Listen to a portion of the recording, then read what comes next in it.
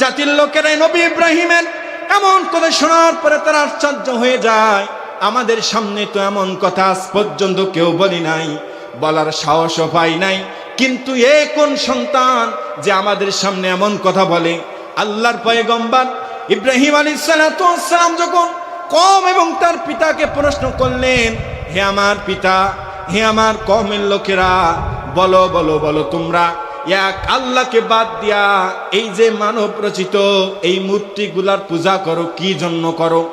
ইব্রাহিম আলাইহিস সালাতু ওয়াস সালামের এই কথার জবাবে তার পিতা তার কওমরা কি কথা বলেছিল, কি সাক্ষী দিয়েছিল, কুরআন তাও রেকর্ড করেছে।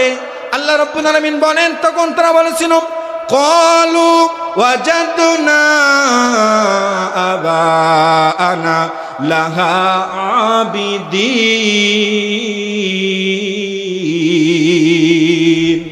ইব্রাহিম আলাইহিস সালাতু ওয়াস সালাম তার কওম এবং তার পিতাকে যখন এমন প্রশ্ন করেছিল, তখন তারা উত্তর দিয়েছিল, ইব্রাহিম, এগুলা আমরা এই জন্য করি, আবা আনা, এগুলা আমাদের পিতাদেরকে, পূর্বপুরুষদেরকে আবিদিন এর ইবাদত করতে দেখেছি, এই জন্য আমরা এরই গোলামি করি, এরই পূজা করি, এরই উপাসনা আমরা করি।